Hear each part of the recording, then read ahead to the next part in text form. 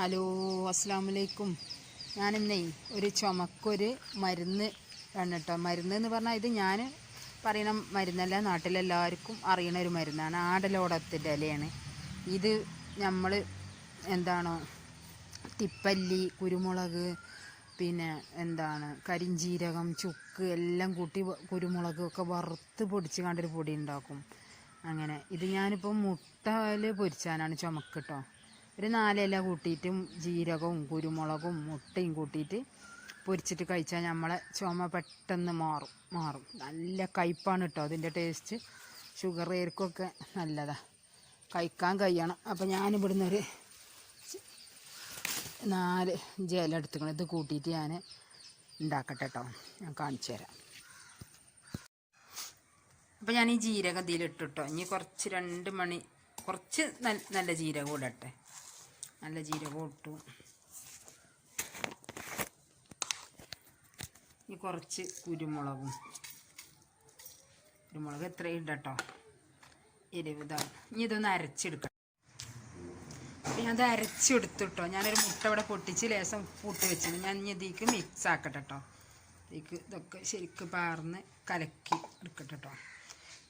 ഇപ്പം തന്നെ ജീരകത്തിൻ്റെയും ആ ഒരു കയ്പിൻ്റെയൊക്കെ വാസന അങ്ങനെ വരുന്നുണ്ട്.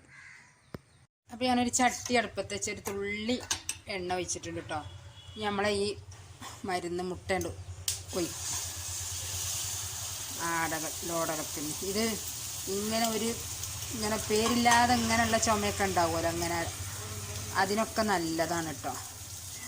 ഇല കയ്പ്പ് കഴിക്കാനുള്ളൊരു ഇത് വേണേ, അത് വേണം.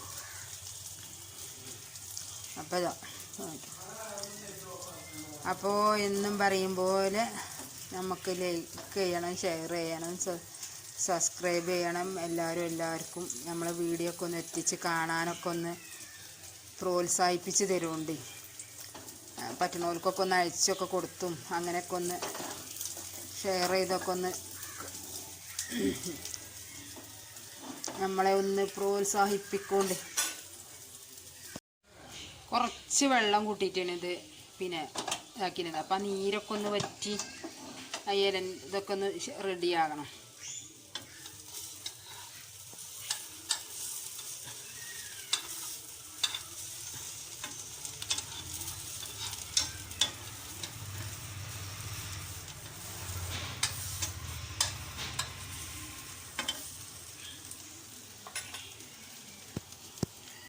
അപ്പം നമ്മളെ ആടലോടകവും ഇട്ട മുട്ട ഇവിടെ ഇതേക്കണം കേട്ടോ, മറിച്ചിടട്ടെ. അപ്പം ഇങ്ങനെ ചുമക്കെ ഉണ്ടെങ്കിൽ ഇത് കിട്ടണോല് ഇങ്ങനെ ഒന്ന് ചെയ്ത് നോക്കൊണ്ടിട്ടോ. ഇത്ര തന്നെ ഉള്ളൂ ഇന്നത്തെ വീഡിയോ കേട്ടോ. അപ്പം എല്ലാവരും ഒരു കുഞ്ഞു വീഡിയോ അല്ലേ, വീഡിയോ ഫുള്ള് കണ്ട് സബ്സ്ക്രൈബ് ചെയ്യുക, ലൈക്ക് ചെയ്യുക, ഷെയർ ചെയ്യുക. പുതിയ ആൾക്കാർ സബ്സ്ക്രൈബ് ചെയ്യുക കേട്ടോ. പിന്നെ 24 മണിക്കൂർ എന്ന് എപ്പോഴും പറയണതല്ലേ, അത്ര തന്നെ.